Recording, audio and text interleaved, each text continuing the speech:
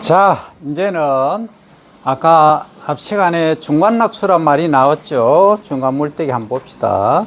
자, 여기는 이제 5번 필지. 자, 5번 필지는 하는 곳이냐면 상시 담수. 이게 벼입니다, 그죠? 과거에 우리 어르신들, 농민분들께서 물 욕심이 상당히 많으실 때 관행적으로 하시던으로써 자, 이양 이후부터 이양 전부터 물을 이게 논에 지금 물을 계속 대고 있죠. 보이죠, 그죠? 계속 이렇게 물이 담겨져 있는 겁니다.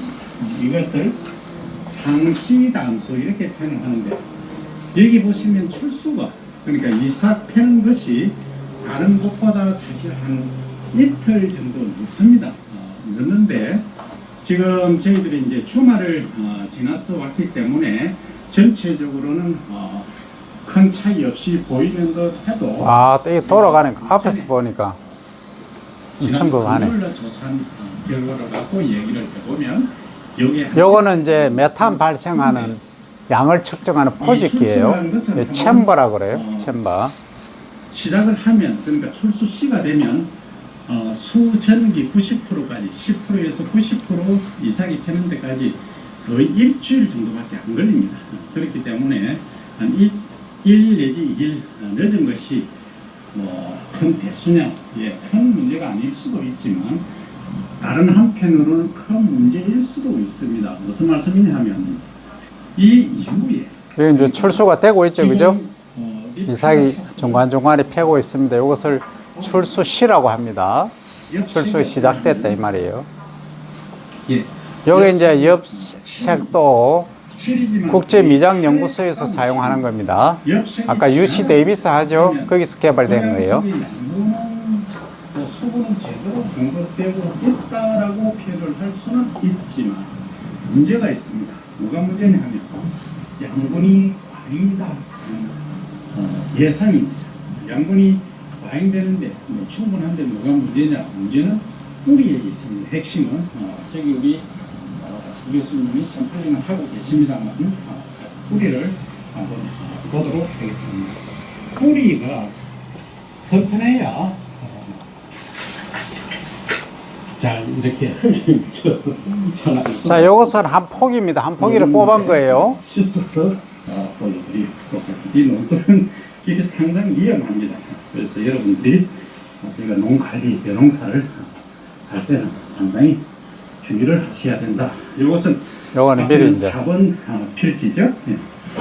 자, 이제 5번 필지 상시담수. 상시담수란 것은 중간 물때기 안 하고 계속 물을 5에서 10cm 대 놓은 걸 말합니다.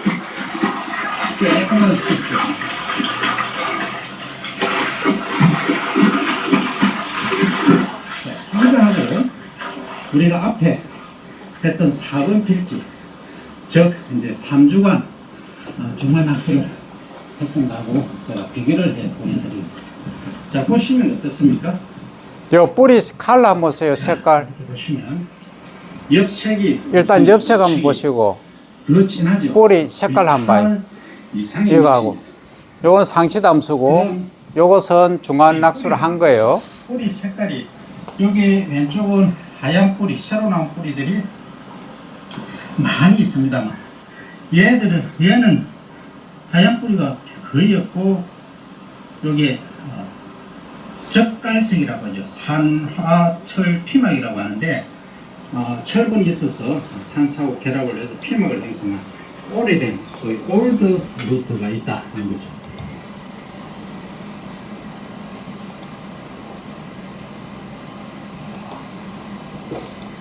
루트가 자, 여기 보면 자, 여기 한번 보세요. 여기 줄기죠, 그죠? 예, 줄기인데 여기에 반점이 있죠, 그죠?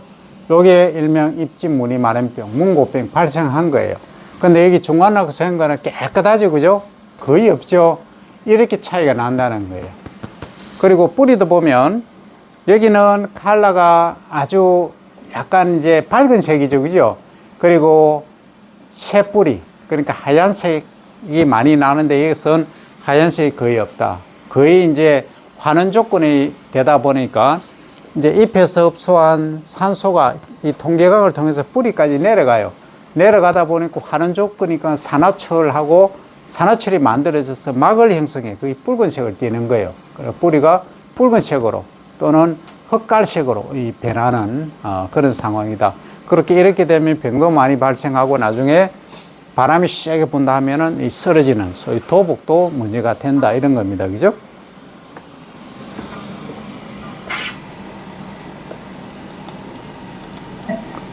나달수 알맹이가 다 달려있죠. 자, 그 다음에 이제 여기 이삭을 한번 보면, 예, 요거는 120개 정도. 이게 알맹이가 참냐 차지 안 합니다. 이걸 누구 얘기를 하는 거죠.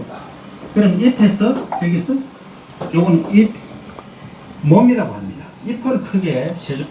자, 여기 보시면 여기 이제 잇몸 소위 엽신이죠, 그죠? 이 브레이드고, 그 다음에 여기 이삭이죠, 그죠? 그러면 여기서 광합성을 엽신에서 광합성을 해서 그 다음에 여기 나달 알맹이 채우는 겁니다. 그러면 광합성을 해서 이렇게 다시 가서, 그죠? 입쪽으로 가서 요렇게 위로 올라가겠죠, 그죠? 요렇게 이제 소위 소스 싱크라는 얘기인데, 여러분들 조금 복잡할 수 있는데 뭐냐 하면, 광합성을 하는 그 자원이 소스예요. 제공하는 거. 싱크는, 우리 싱크 탱크는 생각하는 탱크 그거고, 요것은 SINK로 해서 저장되는 곳, 그걸 이제 얘기를 하는 겁니다. 그럼 싱크, 이거예요.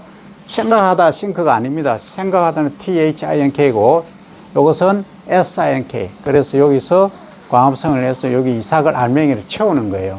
그러면 알맹이가 처음에는 길이가 커지고, 그 다음에 폭이, 그 다음에 넓이가, 그 다음에 이렇게 알맹이가 요렇게 볼록하게 돼 가는 거예요. 그건 알맹이가 차고 있다. 그건 알맹이가 차는 과정도 여러 단계가 있다. 그것을 우리가 요걸, 요 나달 알맹이를 딱 손으로 짜면 저처럼 여러분들 마시는 우유처럼 나온다. 전유자를 써서 뭘 한다?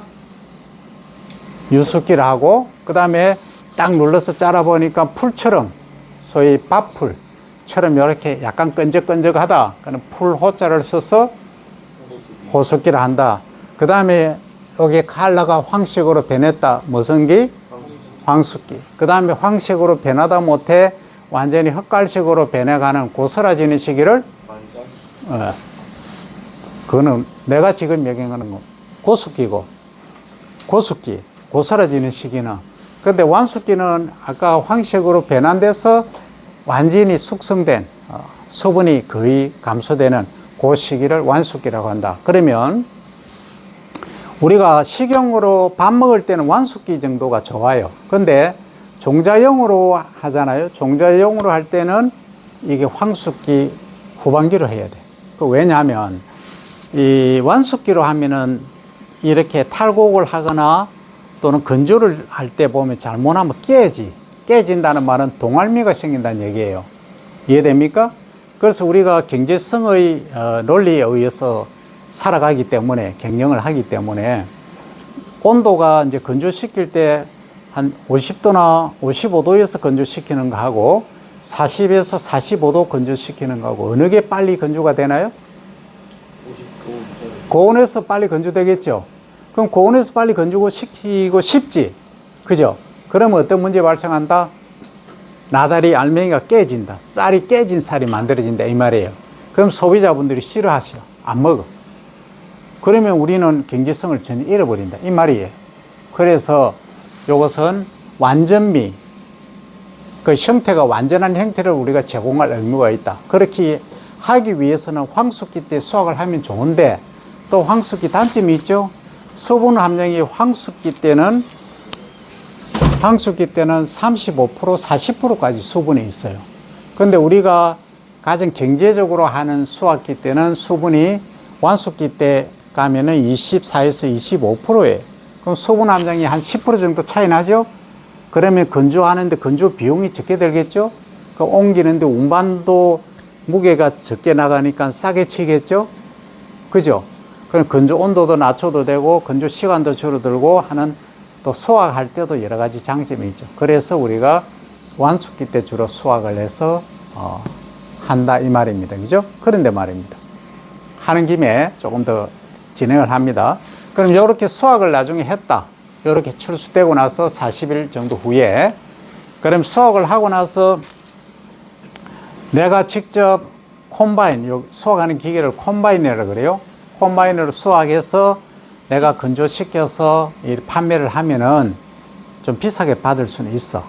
근데 이것을 논에서 바로 탈곡을 해가 콤바인으로 해서 RPC, 미국 종합 처리장 Rice Processing Complex라고 합니다. 여기다가 바로 갖다 주면은 좀 우리가 조금 손실은 있지만 편하죠.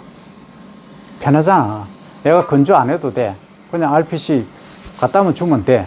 그러면은 이제 조금 손실은 있어도 실제 내가 편하기 때문에 요즘 RPC를 거의 다 활용을 하세요. 그러니까 가정에서 내가 양식으로, 식량으로 하겠다 하시는 분들은 거기 갈 필요가 없고, 그렇게 되어 있어요. 그러면 RPC 다음에 설명하겠지만, 거기서는 아주 적당한 수분 15% 맞춰서 뭐한다?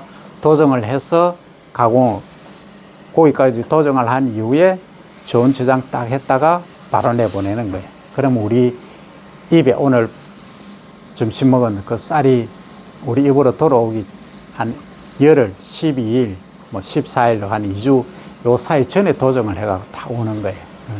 그래 학교 급식하는 건 어떻게 하냐면 내일 급식한다고 하면은 오늘 도정하든지 어제 도정하든지 그러니까 2, 3일 이내 도정해. 그러면 밥맛이 아주 좋아요. 그건 이제 나중에 2학기 때 가공에 관해서 또 배울 거예요. 자, 여기까지 이제 이해가 되죠? 그 정도로 구분이 됩니다만, 구성이 됩니다. 잎은, 요게 이제, 잎집이죠. 잎을 둘러싸는 집입니다. 칼 할 때 칼집처럼 요게 요 부분이죠. 잎집과, 그리고 잎몸, 요게 칼처럼 이제 엽신이라고 합니다. 몸신자죠. 그 다음에 여기 자세히 보시면, 요렇게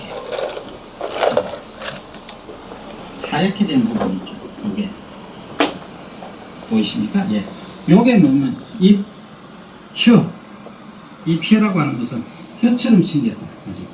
요게 이제 딱 요렇게 감싸고 있는 부분이죠. 그 다음에 잘 안 보일 수 있습니다만 안에 보시면 요렇게 안에 요 안쪽에 있는 것이 잎혀고 잎혀고요. 그 다음에 여기 방금 설명 잎혀 맞습니다. 그 다음에 여기 옆에 요렇게 나 있는 거 있죠. 잘 안 보입니다만 요렇게 감싸고 있는 것은 아주 작죠. 요게 이제 잎입니다.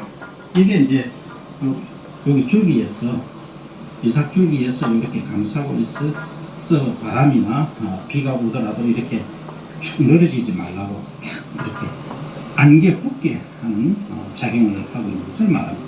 그래서 잎이 크게 4개로 구성이 되어 있고 벼하고 피라고 있습니다. 피는 벼제를 하는데 필수적으로 발생하지만 벼하고 피의 차이는 이겁니다. 요거 잎혀와 요렇게 감싸지는 여귀라고 합니다. 귀죠, 귀. 요게 피는 없습니다. 벼는 있죠.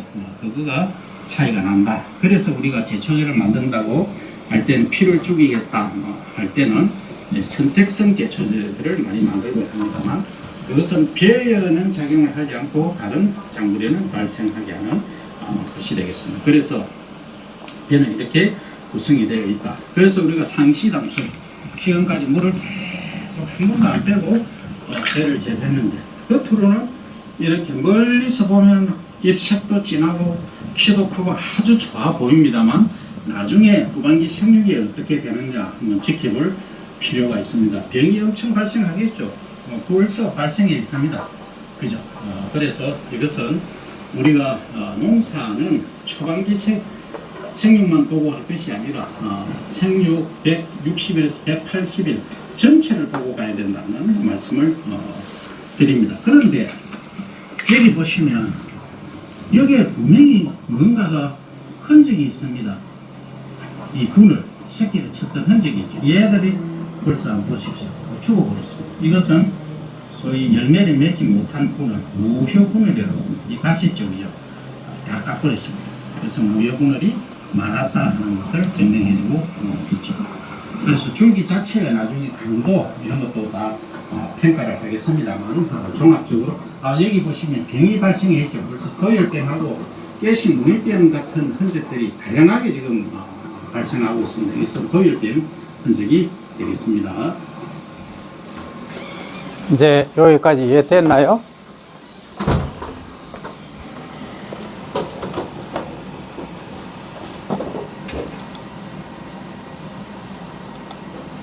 줄기모라고 하겠습니다. 제가 우리말은 정확한 번역이 없습니다. 그래서 줄기모, 새롭게 줄기에서 자란 것 이렇게 말씀을 드릴 수 있는데, 이것은 이제 열대나 아열대 지방에 가면은 이걸 잘라 놓으면은 요게 자라서 이제 이삭을 이렇게 맺습니다. 물론 그 수량은 지역에 따라 품종에 따라 차이가 있는데, 그 첫 번째 수량 얻은 것의 절반 정도에 지나지 않긴 하지만, 그 이후에 이제 뿌리가 어느 정도 강하게 작용을 하는가에 따라 다르긴 합니다. 그래서 뿌리의 활력을 보시려면 아까 조금 전에 보신 대로 뿌리가 흰색 계열이 많아야 됩니다. 새로 나온 뿌리가 많아야 된다고 그죠? 그래서 처음처럼 예컨대 이제 이것처럼 이렇게 검정색을 띤 뿌리가 많아지게 되면은 이건 활력을 다 잃은 겁니다. 뿌리의 기능이 다 했다는 거죠. 그래서 새로운 양분과 수분을 흡수하기에는 힘이 약하다 하는 겁니다. 그래서 뿌리가 새로 나는 것을 발근력이라고 하는데, 지금 조금 전에 보신 대로 이렇게 논바닥이 갈라지게끔 하더라도 새로운 이 뿌리가 갈라지고 잘리고 새로운 뿌리가 나는 발근력이 약하다는 거죠. 뭐에 비해서? 이거에 비해서. 이거는 지금 한번 배웠죠. 만약에 여기를 커팅을 한다고 하면, 그래서 수확을 한다고 가정하면 여기서 새로운 나톤이, 그죠? 새로운 줄기가 이렇게 나오면서 이렇게 3개월 정도 지나면 이렇게 이삭을 또 맺을 수가 있겠죠.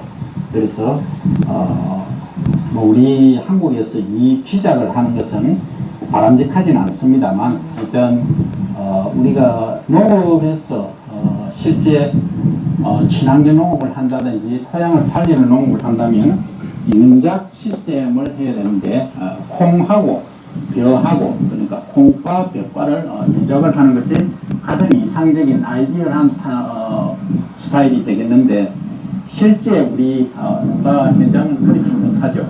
대체적으로 어떻습니까? 벼, 보리, 벼, 밀 이런 식으로 벼과만 이제 지속적으로 1년에 이 모작을 하기 때문에 병 발생도 많고 토양에 여러 가지 문제점들이 나타나곤 합니다만, 이런 점들은 앞으로 지속적으로 변화되고 개선되어야 될 점이라고 생각합니다. 그래서 오늘은 그 농가 현장에 필드에 우리가 실험하고 있는 조건 상태에서 뿌리의 중요성, 그리고 토양도 중요한데, 토양도 우리가 이게 사양지인 경우에는 잘 넘어가겠죠, 그죠? 모래가 많으면. 그래서 전토가 지나치게 많으면 또 뿌리가 활력을 받기가 어렵습니다. 그래서 양토, 식양토 정도가 여제외에는 좋다는 말씀을 드리면서 오늘은 여기까지 촬영하도록 하겠습니다. 자, 재밌나요? 별로 재미가 없지? 제일 졸리는 오후 2시. 자, 그러면 지금까지 우리가 벼일생에 관해서 공부를 했다, 그죠? 했고, 맨 처음에 자, 하나의 뱁씨가 유건이나 유화를 맺어서 그 다음 분할을 한다, 그죠? 그러면 이쯤 오면 분할이 이렇게 많이 되더라. 근데 이쯤 되면은 여기까지는 열매를 맺고 여기에 일정 기간은 열매를 맺지 않는다, 못 맺는다, 그죠? 근데 요 기간이 또 있더라. 한 30일 정도 되는 기간인데, 여기는 이제 초고분할기라고 하죠, 그죠? 요 기간은 무효분할, 효과가 없는 분할. 그러면 여기가 한 포기당 분할 수가 20개다. 한 포기당. 여기는 40개다. 가정하면 나중에 여기 이 시점에 수학을 해보니까 이삭이 이렇게 있겠죠? 이삭이 20개다 라고 가정하면 여기 20개 여기죠, 그죠? 여기까지가 유효 분할기, 여기까지 효과가 있는 분할이다. 요 시기는 분할은 하지만 효과가 없다. 그래서 이것은 무효 분할기 이렇게 말합니다, 그죠? 그러면 유효 분할하고 무효 분할을 합친 것을 뭐 한다? 최고 분할기 이렇게 말합니다, 그죠? 예.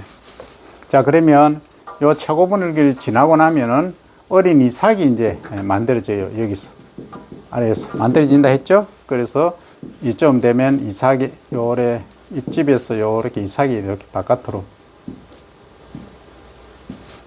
이렇게 나온다, 그죠? 요게 뭐다? 아까 봤죠? 출숙이다.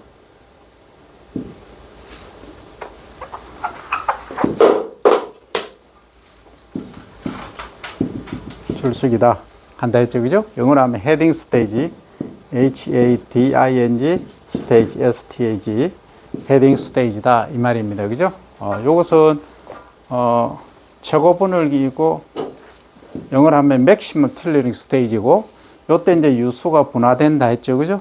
또 형성된다. 그러면 유수는 페니칼 이니시에이션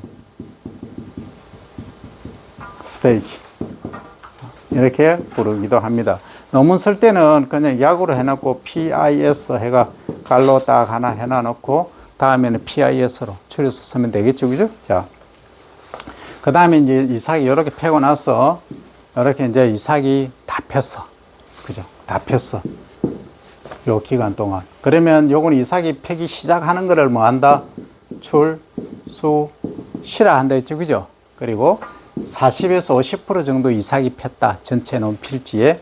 그것을 엄밀히 말하면 출수기 이렇게 말하죠. 이거는 출수시가 되겠지만 어쨌든 그리고 거의 한 80에서 90% 이상이 이삭이 폈다. 이것을 수전기라고 한다, 그죠? 예, 수전기 이렇게 부릅니다. 용어가 그래요.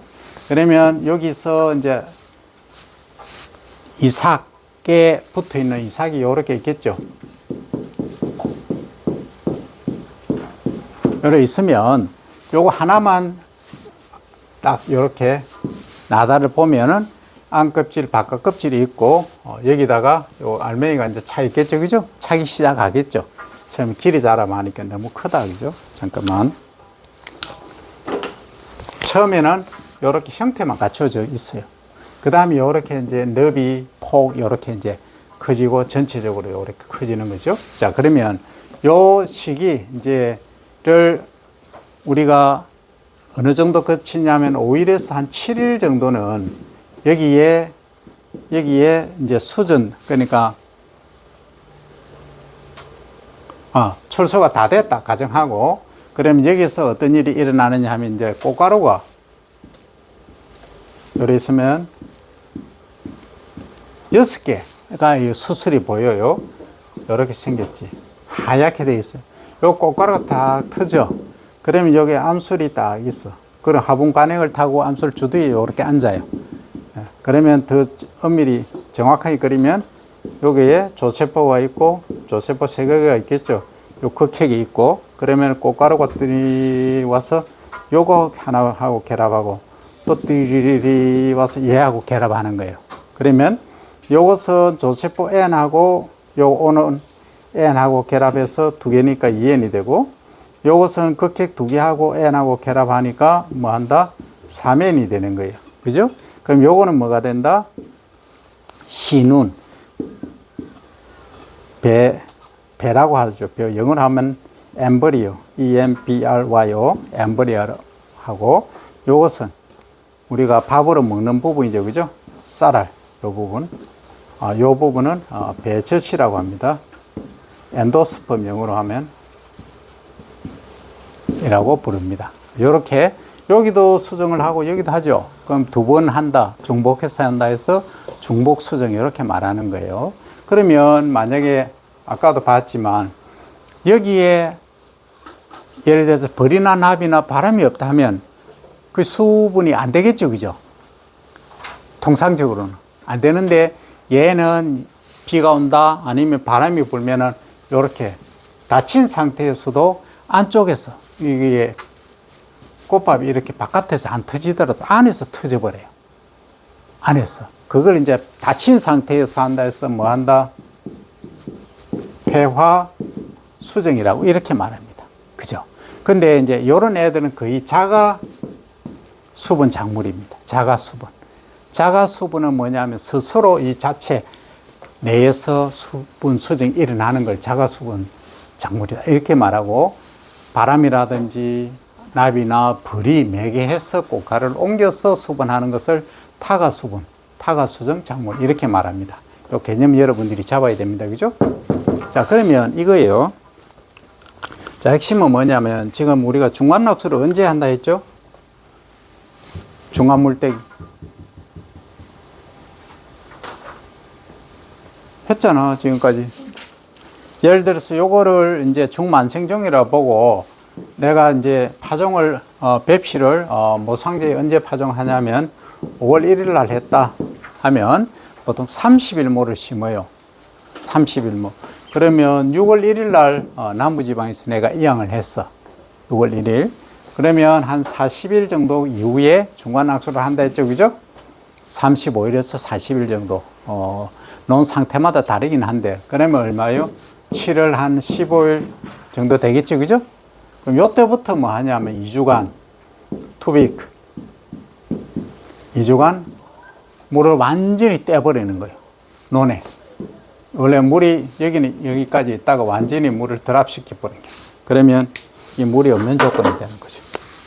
완전 마른 조건이 되어버려요. 물이 없어, 여기는. 그래, 물이 없어지면 어떻게 됩니까? 뿌리가 여기는 이렇게 자라고 있다가 논이 마르니까 뿌리가 잘리겠죠. 완전히 말려버리는 거예요. 그럼 뿌리가 잘려버리면 새뿌리가 나는 거예요. 새뿌리가. 그래서 새뿌리가 나는 애들이 어떤 역할을 하냐면 여기 이 이후에 후반기 생육에 이렇게 뿌리가 많이 나. 그러면 이게 후반기 생육에 관계하는 게 뭐예요? 이 출수 이후에 관계하는 게 우리가 수량 구성 요소가 뭐죠? 첫째, 이삭수적이죠? 두 번째, 이삭당, 나달수, 알맹이수죠? 세 번째, 등승률이죠? 네 번째, 무게적이죠? 무게인데 우리가 한 알의 무게는 측정 못하니까 천 알의 무게를 한다 해서 천립중. 이렇게 말하죠. 그죠? 여기에 이제 수량 구성 4요소입니다. 그러면 우리가 나중에 이렇게 가마니에 실제 몇 가마니를 채울 거냐. 이렇게 보니까, 그죠? 단위 면적당. 통상적으로 우리나라에서는 기준이 얼마당 얘기를 하죠? 면적? 10아르당. 10아르 몇 평이죠? 300평. 몇 제곱미터? 1000제곱미터. 요겁니다. 요 10아르당 몇 킬로 생산되는가 이렇게 우리는 표현을 해요. 그럼 통상적으로 이게 껍질이 있는 상태로는 얼마냐면 650에서 뭐 한 700kg 정도를 생산합니다. 그죠? 하는데 쌀로 하면은 우리가 껍질 다 까죠? 껍질이라고 하면 이 바깥 껍질 요걸 완계라고 하죠. 그죠? 그리고 이제 안쪽에 있는 현미가 있죠? 여기가 우리가 현미라고 부릅니다. 요 쌀알이 있죠. 그죠? 근데 요 바깥을 둘러싸고 있는 게 이제 단백질이 많은 호분청, 요거 벗겨내고, 그 다음에 요거 벗겨내다 보니까 씨눈 또 같이 떨어져 나가버려요.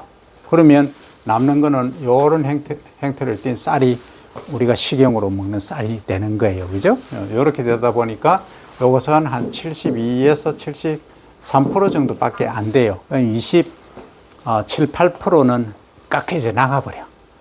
원래에서. 그러면 요걸 70%라고 가정하면 70%를 이제 원래 껍질이 있는 상태에서 70%를 우리가 쌀을 만든다고 하면, 그죠? 그럼 700kg라고 어디가 노? 700kg라고 가정하면 77이 49죠, 그죠? 그죠? 그럼 490kg잖아. kg의 쌀이 만들어진다 이 얘기입니다. 쌀로 하면 흰쌀. 그래서 이 껍질을 자 여기 가면 여기 이제 바깥에 왕개가 있다 했죠, 그죠? 요걸 다 벗겨내잖아요, 그죠? 그죠? 아, 일단 벗겨내야 될까, 아이가, 요거를. 그 다음에 여기 우리가 말하는 현미예요, 여기가. 현미. 현미인데, 현미도 바깥쪽에 뭐가 있느냐 하면, 여기 단백질이에요. 단백질. 그 단백질은 몸에 좋은데, 맛이 별로 없어. 그래서 소비자분들이 싫어해. 그러면 우리가 경제적인 관점에서 보면 소비자가 싫어하는데 이거 드세요 하면 내놓으면 안 팔리잖아. 그래서 뭘 한다? 이 현미를 판매를 안 하고 백미를 만든다. 하얀 살을 만든다 이거예요. 이해됩니까? 그렇게 이제 요거 뭐 때문에 밥맛이 없느냐? 요게 호분청 소위 단백질청. 얘 때문에 밥맛이 없다는 거예요. 까칠까칠하니까. 그래서 여러분들이 좋아하는 맨드름한 소화 잘 때는 요 백미만 공급을 한다 이거예요. 그리고 요렇게서 이제 껍질 다 까내고 하다 보니까 백미 만드니까 요게 원래는 시바르당 300평당 700kg 정도 생산되는데 요 백미로 만들어 버리니까 수율이 한 70% 밖에 안 돼. 그러다 보니까 77이 49, 490kg 밖에 안 된다 이 말이에요. 이해됩니까? 그러면 이제 여러분들 2학기 때 하겠지만 가공 차원에서 보면 그럼 이 버려지는 왕겨, 왕겨라고 합니다. 그 다음에 요 호분청, 요 단백질 있는 거 있죠. 요거는 쌀겨라고 합니다. 쌀겨. 그럼 얘는 그냥 버리느냐? 이걸 이제 활용을 하는 거지. 이런 걸 활용을 해서 다양한 산업을, 새로운 산업을 하나 만들 수 있다 이거예요. 예. 그건 2학기 때 또 배우고 일단은 이렇다 하는 겁니다. 그래서 여기에 관계되는 이 수량을 얼마만큼 몇 가마니를 얻을 거냐, 몇 킬로를 얻을 거냐 하는 것은 요 네 가지가 결정을 한다 이 얘기예요. 그죠? 그럼 요 이삭수라고 하는 것은 뭐예요? 이 단위 면적당으로 보면 일단은 한 포기, 두 포기 이렇게 심죠, 그죠? 이렇게 심었다. 그러면 여기가 1m, 예를 들어서 1m라고 가정합시다. 가정하면 여기에 몇 포기가 심겨져 있느냐가 아주 중요하겠죠. 그럼 우리가 실제 이제 조사를 한다고 하면 전부 1m 안에 있는 다 이렇게 카운트하면 되겠죠. 전부 더해버리면 여기에 이삭수가 몇 개도 안 나오겠죠, 그죠? 그렇거든. 근데 너무 힘들어, 귀찮아, 다시 하려고 하니까. 근데 어느 정도 숙달이 되면 샘플을 하는 거예요. 여기하고, 예를 들어서 여기하고, 여기 요 세 개만 해도 요걸 대표로 해. 그러니까 여러분들 지금 국회의원 선거 할 거죠? 4월 10일 날 선거하죠, 그죠? 선거하면 결과 언제 나와요? 언제 나와요? 예측 결과 언제 나와요? 바로 나오죠. 7시에 마치면 저녁 7시 딱 되면 뉴스 딱 틀면은 뭐 선당 몇 석, 뭐 선당 몇 석 예측 딱 나오죠, 그죠? 그럼 어디서 나오느냐? 전 국민들한테 다 물어봤느냐? 안 물어봤다. 뭐 어떻게 그 결과가 나오느냐? 여기 있을까요? 그럼 우리나라가 이제 북한 너무 찌부러들었나? 신경 써서 그려볼게.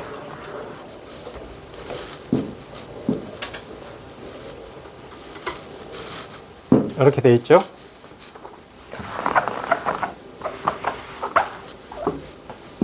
그러면 이제 뭐 여기는 서울, 여기는 경기, 강원, 경북, 경남, 전남, 전북, 충남, 충북 뭐 이렇다고 가정하고 그러면 여기에 지금 인구가 우리가 약 5,200만 명 정도 되죠?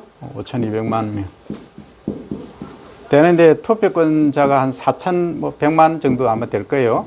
그러면 4,100만 명 다 전화하고 물어볼 수 없잖아. 그죠? 그래서 이 지역별로 샘플링을 하는 거예요. 여기 예를 들어서 100명, 여기 100명, 여기 100명, 여기 100명, 여기 100명, 100명 해서 한 1,000명 정도만 물어보는 거예요. 4천만 명 중에. 그 1000명한테 물어서 전부 똑같이 20대 또는 똑같이 30대, 똑같이 60대만 하면 안 돼. 그러면 어떻다? 성별, 그 다음에 연령대별로 다 구분을 해. 그래 하면 어떠냐? 성향하고 싹 다 나와. 그러면 1000명한테만 물어봐도, 야, 뭐 예를 들어서 어느 당이 얼만큼 되겠다. 결과가 나오는 거예요. 그죠? 거의 정확해. 그럼 우리는 별을 재배하는데 이만큼 가로 100m, 세로 100m, 이만한 필지가 있다. 100m.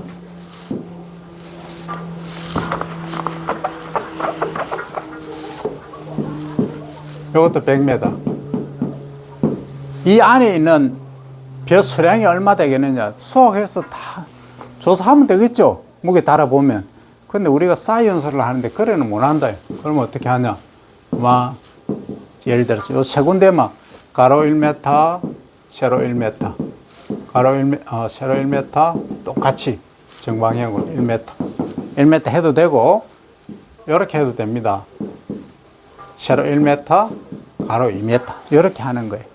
그러면 이렇게 해서 소위 평떡이라고 하는데 2m, 2m 하기도 해요. 그렇게 해도 되는데 어쨌든 요게 균일하게 거의 돼 있으면은 여기에 예를 들어서 5군데만 해가지고 세 포기씩만 해도 대별이 돼. 그럼 여기는 예를 들어서 이렇게 갑니다. 여기 가면 하나씩 이제 해보자고.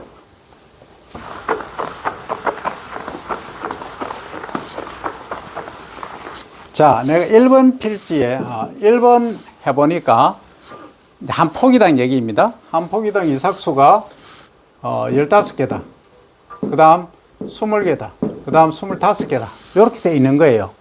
이해됩니까? 자, 여기에 첫 번째. 그 다음에 두 번째. 가면 18개, 20개, 22개가 돼 있어요. 그 다음에 세 번째 해보니까 17개, 20개, 23개 돼 있더라는 거죠. 그럼 요 평균하면 얼마죠? 평균. 빠르네. 20개죠, 그죠? 한 포기당, 한 주당, 그죠? 한 주당 20개예요, 그죠? 그러면 한 주당 20개면 내가 요 가로 1m, 세로 1m에 지금 어떻게 심었느냐. 심어도 죽은 게 있을 수 있죠. 그래서 요게 몇 폭이냐를 카운트를 해야 돼. 그러면 요게 이제 이렇게 심었다 가정하면 요게 이제 15cm 포기 간격을 주간이라고 하지, 그죠? 그 다음에 30cm 요거는 줄조자를 써서 조간. 어디 갔나? 요 간격은 조간이라 그러고 요 포기와 포기 간격을 주간이라 합니다, 그죠? 그래서 요 간격을 이제 계산을 해보니까 가로 1m, 세로 1m 요래 하니까 22.2본 포기가 나오는 거예요. 1제곱미터당. 그러니까 머리 아프니까 20포기 하자고. 그죠? 그러면 한 포기에 20개의 한 포기당 20개의 이삭이 달렸죠. 그럼 1제곱미터 하면 얼마예요? 곱하기 20. 그럼 400개죠, 그죠? 400개 per 제곱미터당. 1제곱미터당 가로 1m, 세로 1m의 이삭수가 이렇게 이삭 맺는, 요걸 크게 그리면 이렇게 되겠죠. 요 이삭이 몇 개다? 400개 있다라는 얘기. 이해됩니까? 그런데 요 400개는 어디서 결정 나나요, 지금? 어디서 결정 났어요? 생육 시기에서. 자, 그러면 다른 걸 하나 설명할게요. 내가 심을 때 원래 조간을 앞에 쓰는데 조간 먼저 쓰게 됐는데, 그러면 요걸 예를 들어서 20cm 하고 요걸 30cm 고정이니까 요렇게 하면 어떻게 될까요? 포기수가 줄어들죠? 그죠? 포기수가 줄어드는데 한 주당 이삭수가 똑같다고 가정하면 얼마예요? 여기 몇 프로예요? 요게 4분의 1이 줄어들죠. 그럼 25%가 줄어드는 거예요. 뭐가? 이삭수가. 계산 잘 안 되나? 자, 해볼까? 자, 어떻게 계산하냐면, 자, 조관이 30, 줄간격이, 요걸 줄간격이라 한다 했죠? 그 다음 폭이 간격 15다. 그죠? 그러면 요것은 이제 1제곱미터당 몇 폭이냐라고 우리가 계산하죠. 그죠? 그럼 요거 미터로 계산해 주면 돼. 안 그러면 센치로 가지고 나중에 환산해도 되고. 그럼 30cm는 0.3m죠? 곱하기 15cm는 0.15m죠. 그죠? 그러면 요거 하면 0.045죠. 0.045가 되겠죠. 그죠? 그죠? 메타 제곱이 되겠지. 한 포기가 차지하고 있는 게 0.045 제곱미터예요. 그러면 이걸 이제 1로 만약에 1제곱미터니까 1제곱미터로 나눠주고 되면 없어지죠. 그러면 여기 22.2 나가겠죠. 그죠? 그래서 머리 아프니까 그냥 20개 20포기 하자 한다 했잖아. 1제곱미터에. 그죠? 근데 만약에 나는 아까 병도 좀 적게 하고 좀 넓게 심으면 장점이 있다 했죠. 그죠? 그렇게 하기 위해서 좋다고 하면 나는 30 곱하기 20cm로 하겠다 하면 0.3 곱하기 0.2인데, 그죠? 요거 하면 0.06 제곱미터가 되겠죠. 그죠? 그럼 요거 1 나누면 얼마예요? 0.06 제곱미터인데, 1 하면 얼마예요?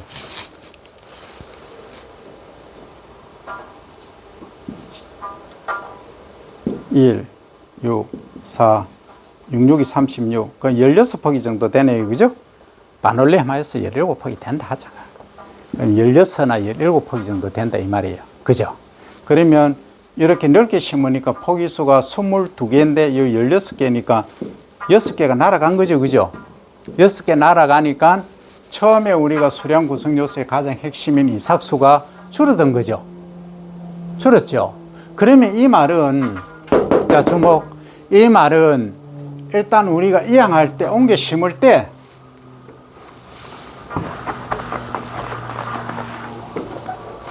이양할 때 벌써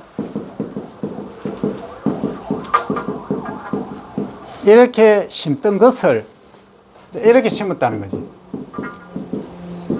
좀 과하게 표현하면. 이렇게 심던 것을 이렇게 심었다 이 말이죠. 그죠? 그러면 요게 한 포기당 이삭수가 20개 일본에서 였던 것이 통상적으로 이렇게 심으면 많아집니다.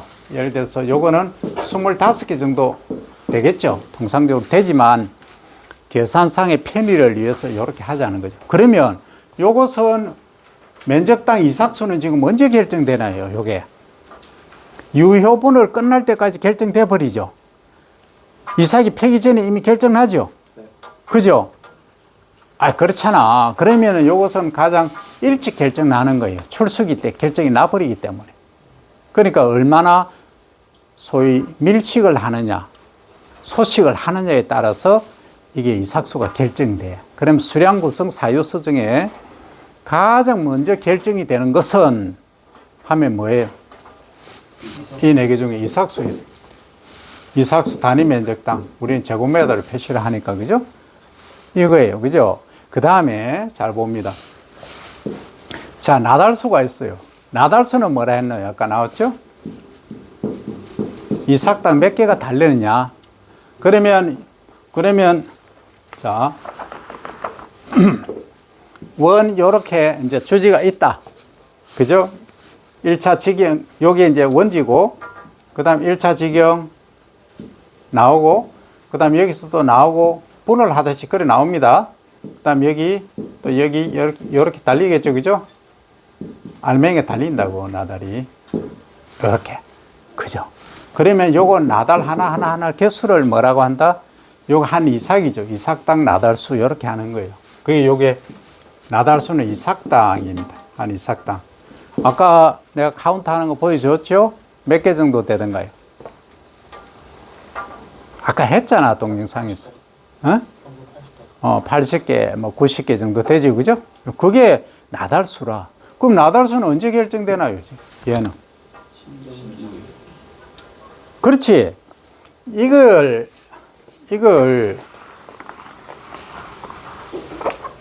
자, 최고 분열기가 끝났다. 분열이 끝났다. 그럼 유수가 형성된다 했죠, 그죠? 유수가 어린 이삭이 형성된다 했죠, 그죠? 그러니까 우리 눈에는 안 보이지만 요 잎집 속에 지상부 뿌리가 있고 아래 마디가 있겠죠. 지상부 두 번째 마디에서 요렇게 자라나온다 했죠, 그죠? 그러면 얘는 이 알맹이 수는 요서 사실 결정이 되는 거예요, 개수가.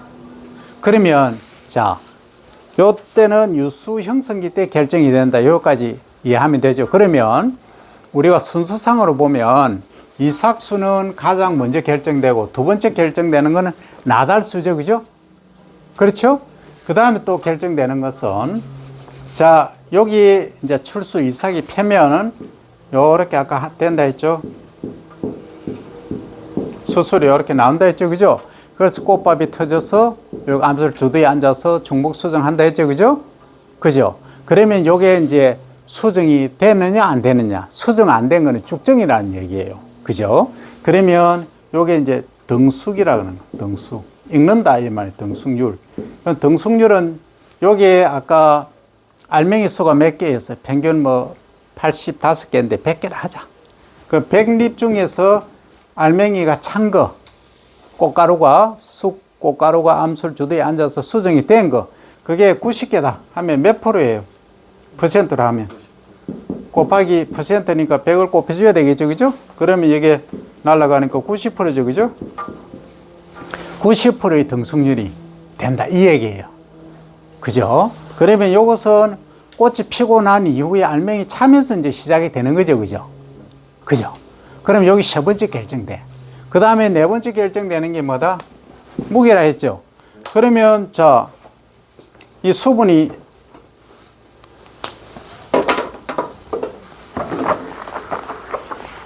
자, 여기서 이제 수술이 꽃밥이 터져 가지고 이제 수분이 됐어, 그죠? 중복 수정을 했다 이 말입니다. 하면 잎에서 이제 광합성을 쫙 해서 어디로 보낸다? 이 이삭으로 보내겠죠. 그럼 이삭이 요렇게 생겼다가 요렇게 완전한 형태로 요렇게 커가겠죠, 그죠? 커가는데 여기서 잎에서 햇빛이 없다 또는 잎이 병들었다 해서 광합성을 못하면 여기에 전분을 채운다 못 채운다? 못 채우죠. 그럼 무게가 적게 나가겠죠. 그래서 무게가 중요한 거예요. 그럼 무게의 결정은 언제 된다? 가장 나중에 출수 이후에 된다 이거예요. 요 순서를 여러분들이 정확히 알아야 돼. 그러면 여러분들이 이제 논문을 쓴다, 과학을 한다 하면 농가에서도 그렇고, 만약에 등숙률이 떨어진다 하면 꽃이 피고 할 때 얘가 바람이 많이 불었나, 예를 들어서 이때 양분이 부족했나, 아니면 유수 형성될 때 양분이 부족했나, 이제 이걸 갖고 얘기를 하는 거예요. 여기까지 이해를 해야 됩니다. 그래야 비료를 언제 주고 어떻게 관리해야 된다가 나오는 거예요. 그러면 아까 유수가 어린 이삭이 형성된다 했죠, 그죠? 우리 눈에는 안 보이지만 이 아래쪽에서 이렇게 분화가 되고 있어요. 출수되기, 이삭이 펴기 30일 전부터 벌써 준비를 하고 있어요. 이거하고 똑같아요. 여러분들이 출생했지만 엄마 뱃속을 나오기 전에 360일이죠, 사람은? 맞지? 300일이가. 300일이다, 그죠? 10달이니까. 300일 전에 이미 암술과 수술이 바인딩이 된다는 거예요. 그래야 어떻게 된다? 나온다 이 말. 이것도 마찬가지예요. 출수되기 30일 전에 얘는 만들어진다는 거예요. 그런 건 동그라미 하나 차이죠. 배는 30일이고 사람은 300일이고 이렇게 차이가 난다 이 말이에요. 그죠? 그럼 요때 말입니다. 어린 이삭이 형성되는, 그죠? 나달 개수가 만들어지는 요 시기에 양분이 또는 수분이 부족하면 어떻게 될까요? 수량이 확 떨어지겠지. 왜? 수량 구성 요소 중에 이 나달수가 제대로 형성이 안 된다 이 말이에요. 그러면 이때 요 전에 비료를 공급해 줘야 되겠죠, 그죠? 요게 관리예요. 요게 재배예요. 자, 그 다음에 또 이런 게 있어요. 요 이후에 그러면 알맹이 개수는 많이 만들어져서 나달수는 많은데 후반기에 이 잎이 병이 들거나 아니면 피가 작거나 해서 광합성을 제대로 못 했다. 그럼 알맹이를 제대로 못 채우겠죠? 이렇게 커가야 되는데 못 큰다 이 말이죠. 그죠? 그죠? 그럼 철립중이 문제가 된다 이 말이에요. 그래서 요 순서대로 여러분들이 꼭 인지를 해야 됩니다. 지금 이 시간 요거 한 거는 아주 중요합니다. 이것은 벼 재배 관리에 있어서 전부 다입니다. 이거 가지고 해석을 다 해요. 그래서 여기까지 여러분들이 이해가 안 되면은 질문하고